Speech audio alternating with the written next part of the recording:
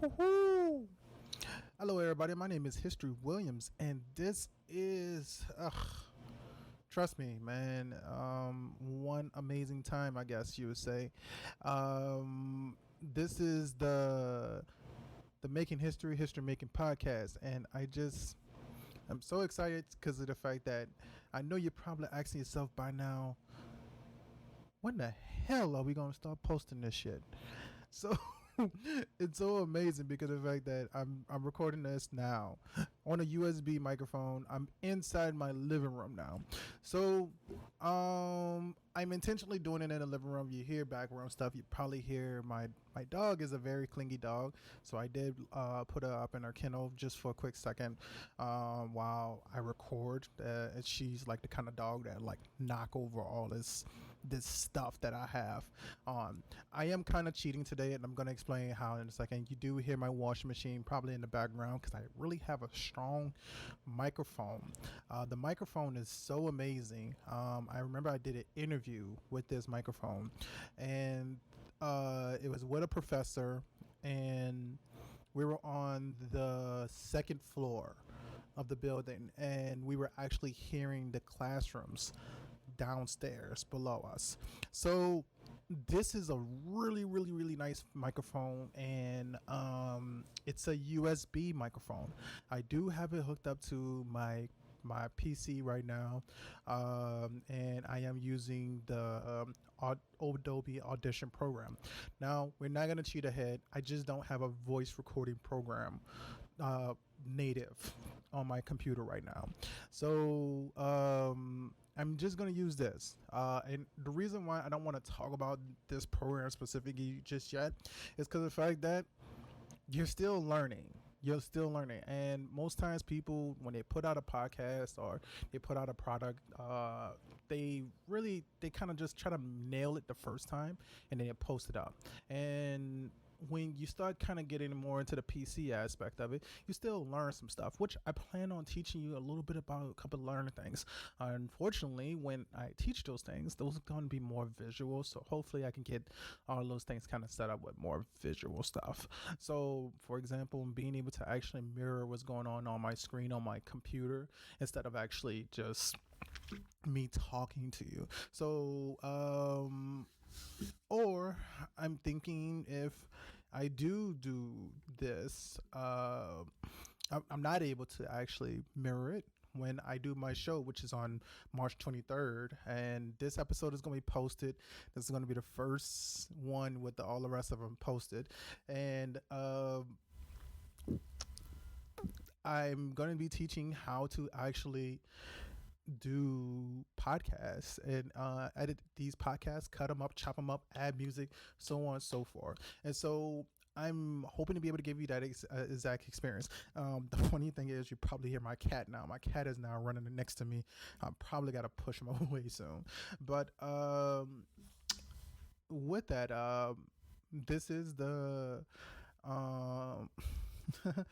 the Making History Making podcast. And I want to first say, man, if you see us on YouTube or so on, make sure you like, subscribe, hit that button, show your support for us.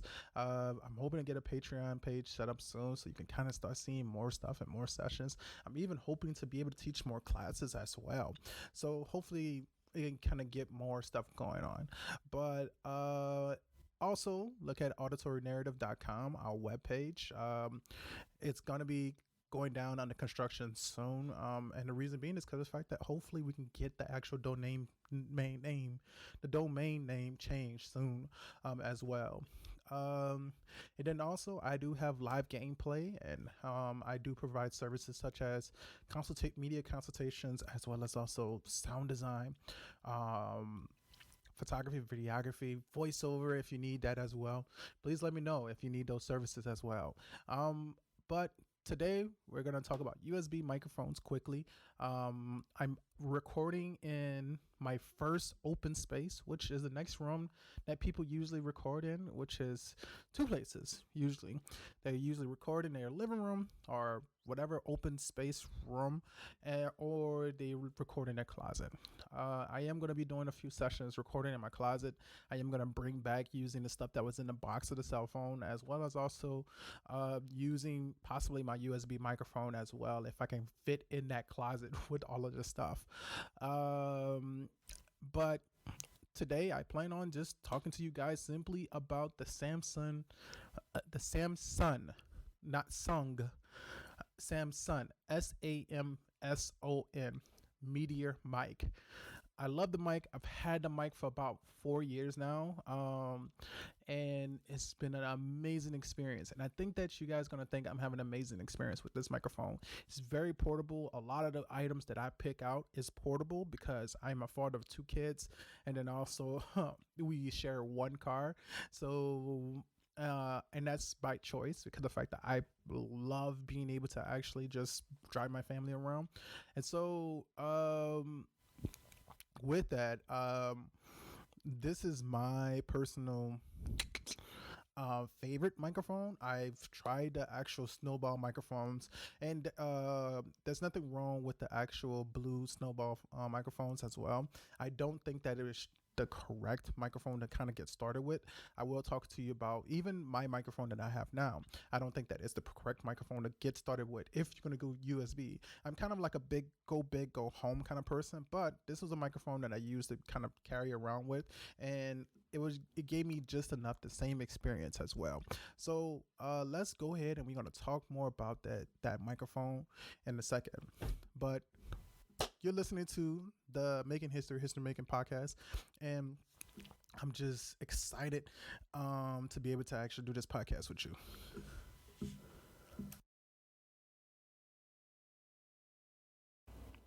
Now, I'm slightly cheating. I got the arm going, stuff like that. But hey, my name is HisStory Williams, and this is the Making History Making podcast. And I just I was earlier talking about a USB microphone that you can kind of get started with. Now, USB microphones are a little bit more convenient. You don't necessarily have to rely on a mixer. You can grab a USB microphone and be able to actually just hook it up to your computer and use it for multiple purposes. Not only just for example, doing podcasting, but some microphones are really good for example, voiceover or making phone conferences and stuff like that.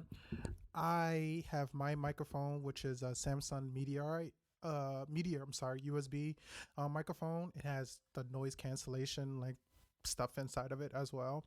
I like the Samsung brand. Now remember, not Samsung, with the G at the end. So Samson, Samson. It's a really good brand. It's affordable. You can get it from Best Buy, or you can get it from Amazon. I like my Meteor. The Meteor is really nice because of the fact that Meteor is portable. It's nice and got a chrome look to it as well. So if you're streaming live and you actually are looking at yourself on this microphone, it's a well put together microphone. With that, I will say that it's a better experience when it comes to, for example, carrying around and being able to do quick interviews with several people, several groups. As you can hear, I'm playing around with it to kind of show you that you can kind of catch almost everything. I am actually not really playing with the microphone as much as I'm playing with other stuff around me, so you can kind of hear that it's tapping everywhere. One of the things you may also notice is, for example, you catching my mouth breathing. So I'm got a actual auxiliary port actually plugged into the bag right there next to the USB port, and I'm able to hear myself, but I'm able to hear all those P pops and S stops and all those rest of those weird little quick things. And I think it's just a really still a good microphone, but you will have to get something that has that P popper or the S it's a windshield. That's what it's essentially called. So you will have to get some type of windshield or pop stopper or something like that. Quick random pro tip: you don't necessarily need to buy a super one off of like eBay or something like that. You can get one off there. But for example, if you are, say, for example, a female, or you have a female in the house, or for example, if you're a person and you have coincidentally a stocking and a wire hanger, you can actually use that as well for your like windshield essentially. So it will definitely be able to protect and be able to actually give you the right materials that you need to be able to stop the noises and stuff like that, even though it doesn't necessarily have that natural windshield with it. I love this microphone because of the fact that, again, the portability and how powerful it is. So it wouldn't surprise me. You probably hear my neighbors. You probably hear my dog like laying down on the floor, or not on a kennel. I'm sorry, excuse me. Probably hear my cat running around. Maybe one in a second you may hear him scratching at his like pole. Like, it's amazing how strong this microphone is. I got it for about 70-80 bucks when it first came out. Another microphone that I really like, I haven't put the money to it, and I don't feel like I need to put the money towards it because of the fact that I actually have real microphones, is a Samson G-Track Pro. Now, that's the microphone that I do recommend for you. And the reason why I recommend that microphone is because of the fact that it has several different features that make it stand out compared to the other market ones. Most time people go for the Blue Yeti microphone. I would say skip that Blue Yeti, get this G-Track Pro. And the reason why you'll love it is because of the fact that it is omnidirectional. You can switch it to a cardioid microphone as well. You can also do figure 8 settings as well. You can hook up an actual instrument to it and be able to actually play those instruments with it. So it has a line in plug-in. So if you're going to do guitar, you can also turn on and off the monitor features. So for example, remember I said that you need to be able to hear yourself. That is essentially a monitor feature. So being able to actually catch yourself, or if you don't want to hear yourself, you can. There is a auxiliary port in the back as well. And then also the microphone, you can switch the head around several different ways. This microphone, you can also detach away from its natural stand that comes inside the box with it.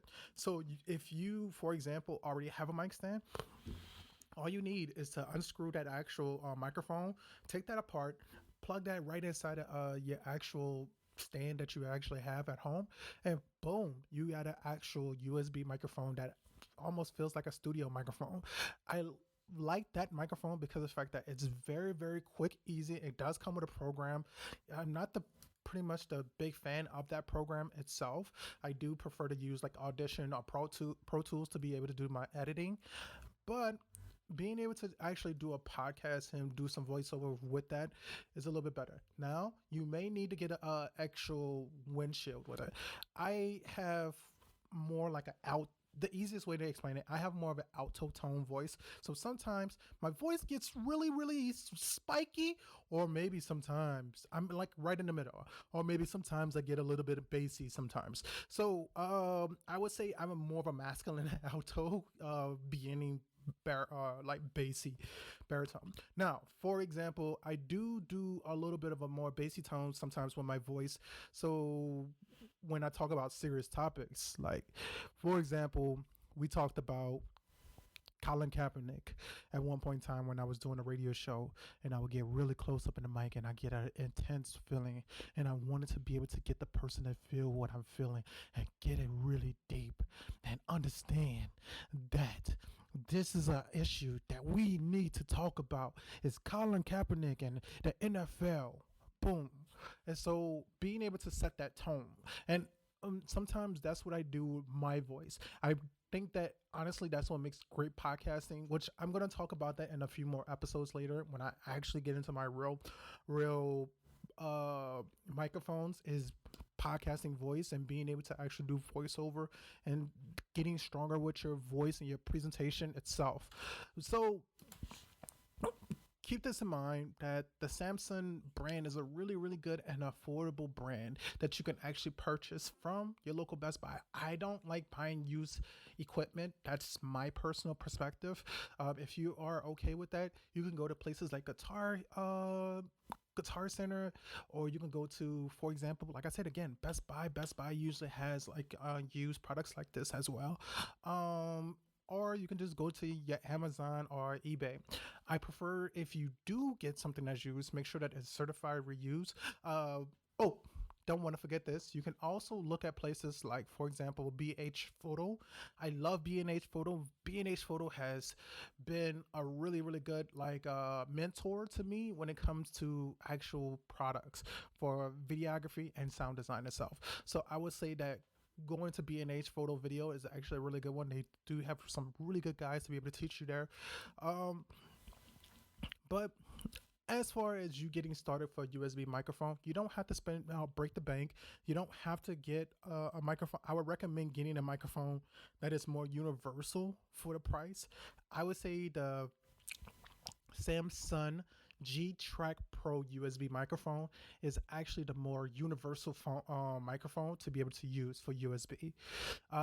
If you want something that's more portable and you know that, hey, the next step is going to come really quickly, I would say get the Samson Meteor. I love the chrome look. I love how portable it is. It comes with a nice little suede bag that you can carry with it as well. I love that. And so, for example, if you are a person who loves to do interviews, or you like to do quick podcasts, or be able to do quick gaming or something like that as well, boom, there you go. I like to do sometimes with the gaming that I do on my PlayStation 4, being able to actually talk on a microphone sometimes when I do streaming. It's a really good universal microphone, and I definitely recommend the Samson brand for an affordable USB microphone. So, well, before we come back, I want to make sure that remind you guys to make sure you check out our website, auditorynarrative.com.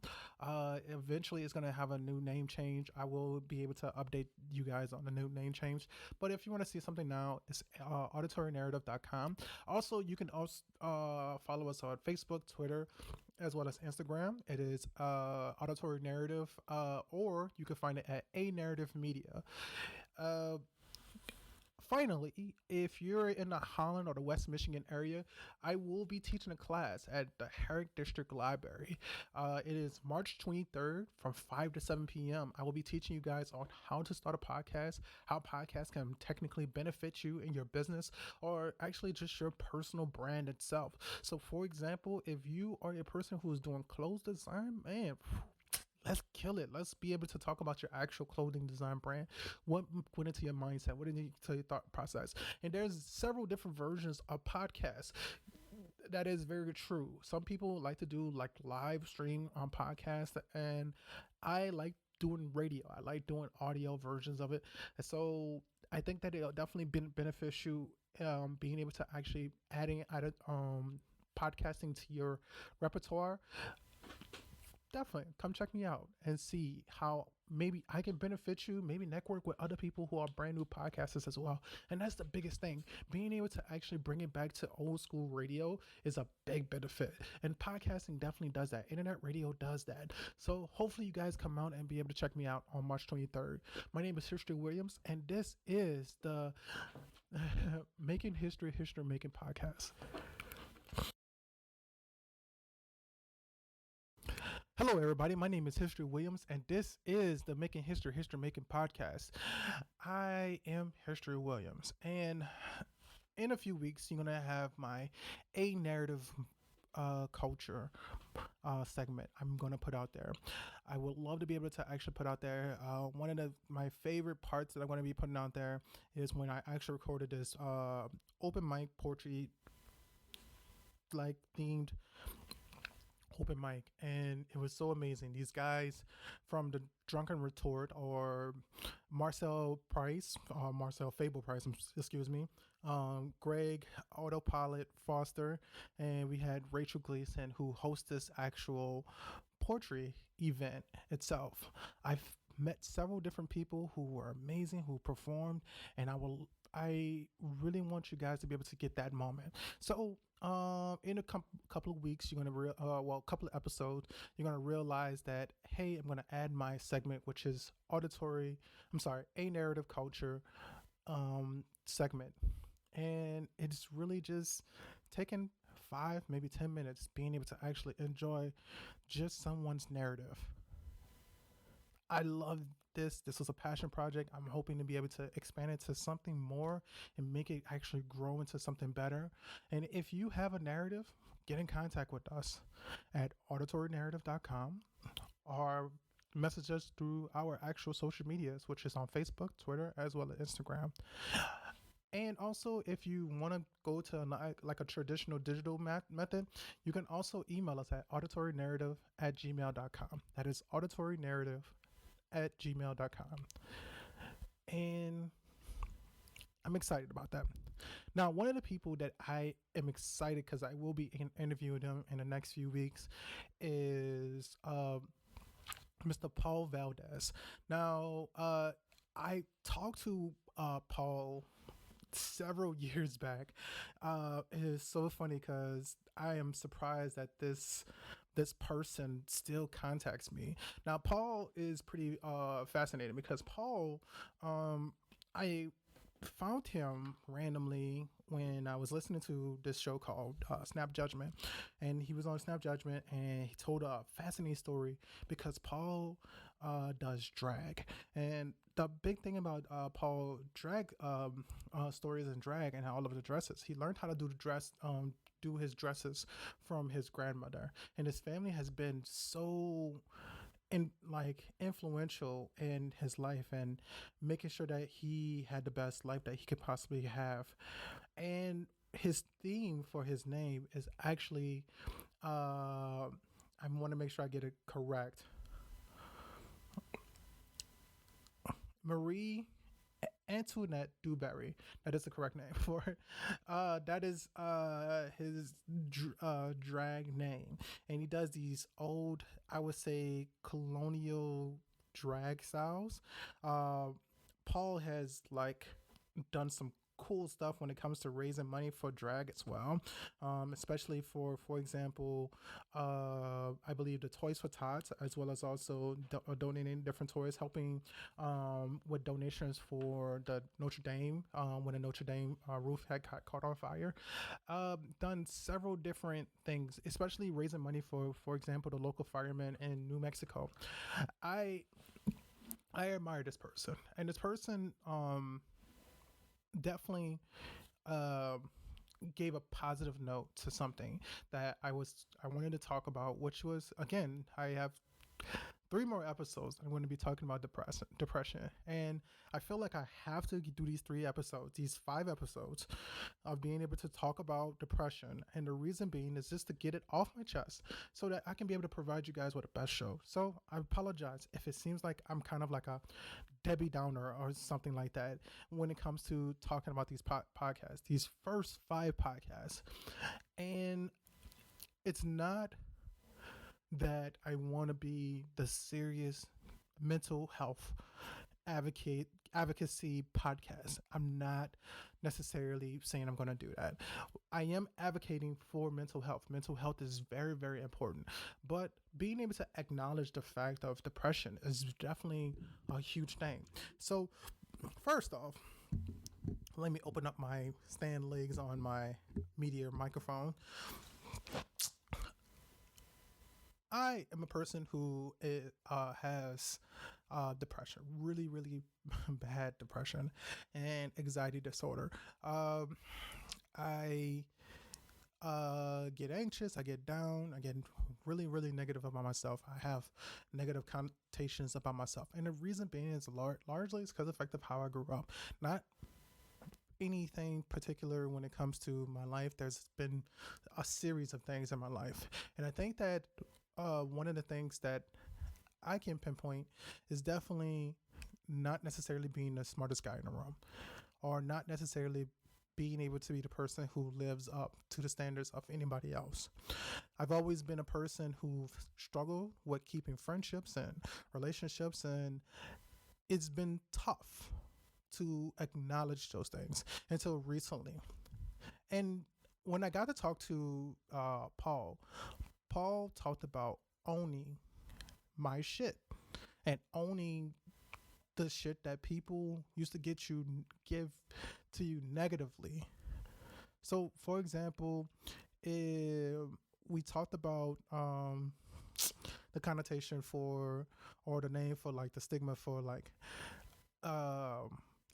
racial slurs, like the word nigga, and like how black people turned it around and made it a term of endearment amongst each other, or it could be too like, this nigga here, man, I ain't messing with this nigga here, like saying stuff like that. Or but it's their ownership of their word, and only black folks are able to actually use that language per se. Or black and brown folks. I prefer black and brown folks are equally able to do it, because one of the things that we do not talk about in history is that there was Hispanic and Latinx slaves just as much as there was African slaves as well. Those people also was in internments as well, and those people also were lynched and mobbed the same exact way. Now, with that being said, those lands were taken away from people who are Latinx descent, and just like also that this land was forced upon a group of people from another country just for the actual comfort of another group itself. So, going back into my topic, using language and using negative things that actually bothered you is very, very hard to say. One of the stories that I talked to Paul about was the fact that being able to accept my situation when I had my sexual assault. And one of the things that I remember, because people ask me, why you didn't talk about it? Why you didn't talk about it? Family members say, why you didn't talk to me? Why didn't you come to me? And why didn't you tell your dad? Your dad was your best friend. Your dad and you were really close. Why you didn't tell them? And one of the things was and this is a conversation that I had with Paul, is I talked about how my dad had a lot of homophobia, and he did go into the history. He talked about like how in race at one point in time, using they used to rape African American slaves, and they used to rape slaves, and these people used to actually rape slaves, the strongest one and the most considered the most powerful, or the hierarchy person, just so they can actually demean that person, take away that person's power, and be able to knock down any chances of the slaves to be able to actually want to revolt against them. And it was just to show that this group of people had more power over the slaves than the slaves could ever fight back per se. So it's like you're a toddler and you realize that you got to face up against Thanos, and Thanos just got the last Infinity Stone. So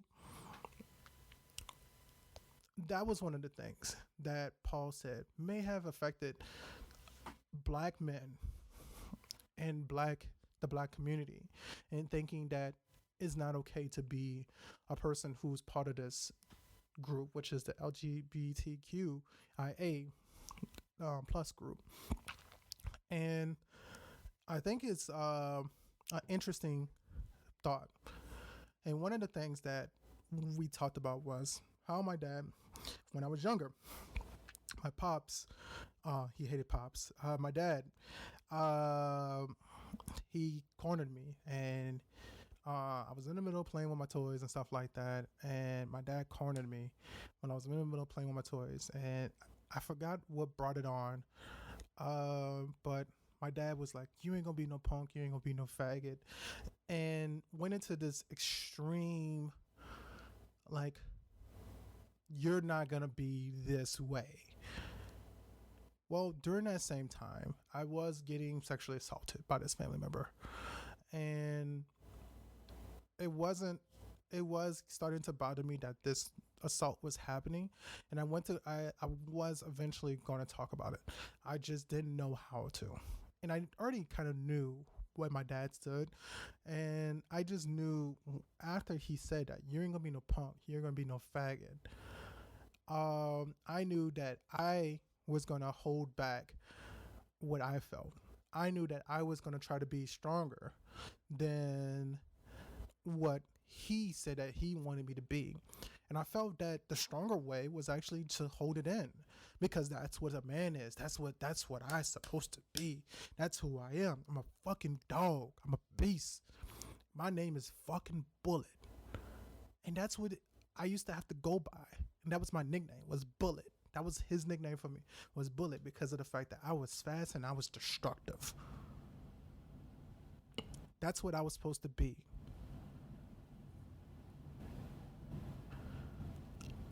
I had a hard time with that. I got bullied for years. I fought. I probably got suspended, went to detentions for every school. And I'm not saying that the sexual assault was the only thing that was kind of bothering me about it. But it was one of the hardest things to deal with, is when you had to fight somebody who called you faggot, punk, you're a fucking sissy, called you all these names. And then your best friend, your role model, your mentor said that you ain't gonna be this way. When I talked to Paul said the same thing, that they had this history of this. He said that, don't think that your dad was a bad person because of it. It's just the fact that it was misunderstood for so long that this is this thing, and that you're supposed to hate this specific thing. And for a long time, I resented the idea of that. My dad has been a big role model in my life, and I've worked really hard at trying to emulate this man when it came to being a father, because he was a really good fucking father, despite the fact of his flaws. And everybody has flaws. Everybody has personal views that they disagree with. I have a father-in-law who's a Trump supporter, and he's married to a Hispanic woman, and this woman is a second generation Latino American, and my wife is a second. I'm sorry, I apologize. My mother-in-law is a first-generation American. My wife is second generation. His mother-in-law, my father-in-law, his mother-in-law literally came from Mexico.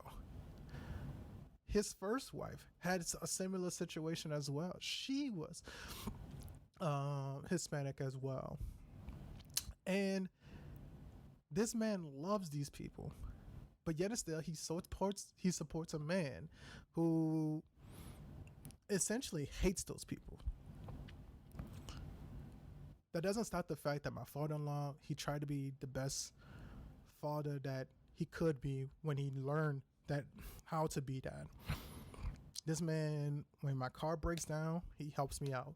When I got in trouble or being pulled over one time, he had to help me out. He's a great grandfather to my kids. My kids adore him, love him. But that doesn't stop the fact that he may have a flawed view on that. I think when I listen to a person like Paul saying that you gotta forgive a person, you gotta be able to understand their perspective before you can know what your perspective is. Being able to actually acknowledge your culture and who you are, and being able to sit there and say that this is who I am and who I'm proud of, and I'm owning that shit. I think that is a fucking profound thing to be able to do. It's a hard task to do, but it's a profound thing to do. So that's why I think, and I want to recommend that you own your shit. You own who you are. The last podcast, I talked about being able to put pieces together to be able to make who you are. Now I'm telling you, own who you are. Know who you are and be able to accept who you are. If you are a boy who's questioning your gender or so on, go ahead, accept it. D Wade and Gabrielle Union, man, they are fucking amazing parents to their daughter Zaya, who came out as transgender. Parents need to be like that. D Wade even said at one point in time that the problem is not with them. I need to accept that the problem is actually with me. If I sit there and say that this is a problem, this is wrong, the problem is actually not with them. It's actually with me. And that there is some truth to that, and there needs to be some substance to that. So when I sit here and I say, as a man, as a father, as a black man, to the world I may be a nigger. To the world I may be a punk. Or to some of my friends who disagree with that concept of being part of the LGBTQIA, I may be a fucking faggot or a sissy. But I love who I am, and I'm learning to love who I am. I had a aunt who told me that I need to understand that the problem is not with me. The problem is more so with the person. And I appreciate that person, that aunt, for saying that and reminding me that I may have all the problems in the world and I may want to scream out those things, and people may want to scream out those things back, but the problem may not be with you at all.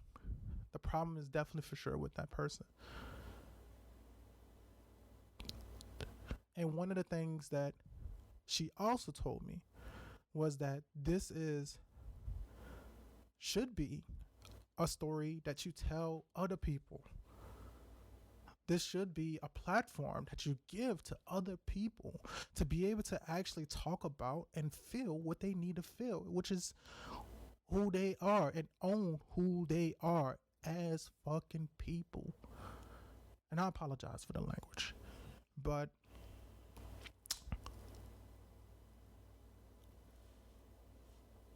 again, I'm proud of who I am. I own who I am. I love who I am. And it took a long time to be able to accept that. Almost 32 years before HisStory Williams learned how to be able to say that, fuck, I'm going to be a history maker. I am who I is.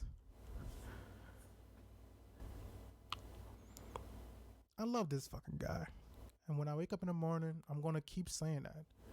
And I hope you guys do the same thing. Whoever's listening to this, if you are a fucking mom and you got kids and they crying all the time, but you know that you busting your ass to work hard and kill it, own your shit.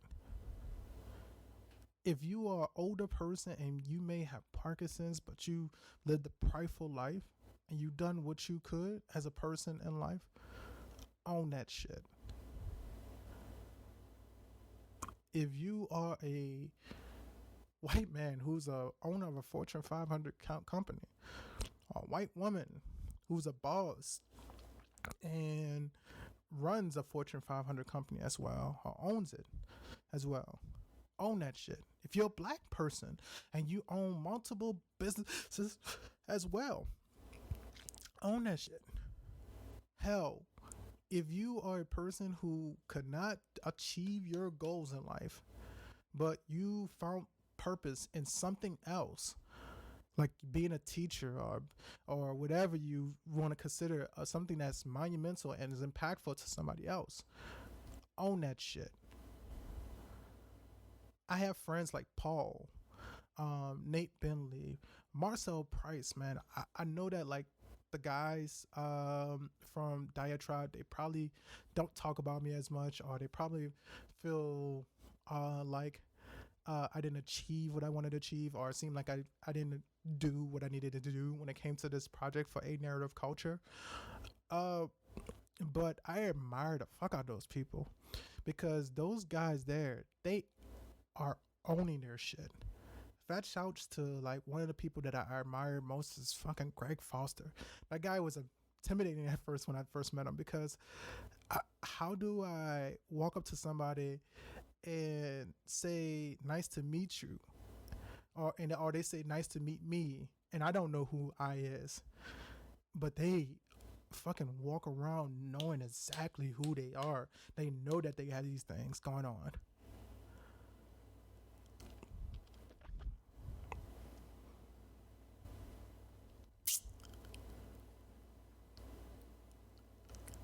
Own who you are. Know who you are. Love who you are. Be the best person that you can possibly be. I'm sure I'm going to do it. And I hope you do the same. My name is HisStory Williams, and this is the Making History Making podcast. I apologize. I was getting kind of flustered. Excuse me. I'm sorry. This is the Making History Making podcast. And I hope that you guys keep being the best people that you can be and love who you are.